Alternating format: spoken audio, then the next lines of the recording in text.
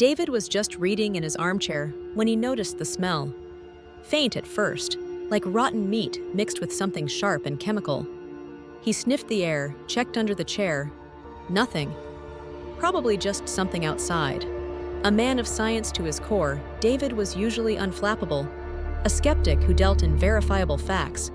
But the smell didn't fade. It grew quickly, becoming overpowering, thick enough to taste, gag-inducing. It filled his sinuses, made his eyes water.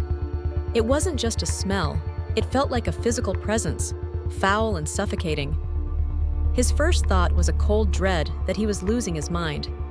Yet a part of him felt a chilling echo, a forgotten terror from a childhood nightmare he'd long dismissed as fantasy.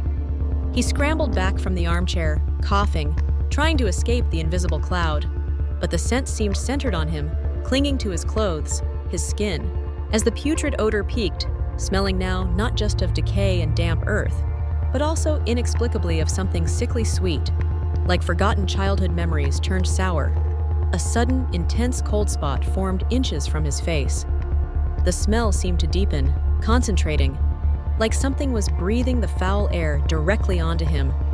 He felt a soft, clammy pressure against his cheek, initially like a single icy fingertip tracing his skin.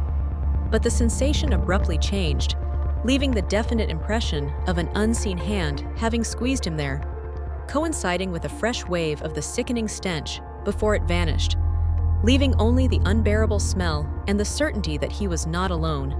He suddenly remembered the hushed whispers he'd overheard as a child about the breathing corner in old houses, a presence said to stir only when someone in the house knew of its existence.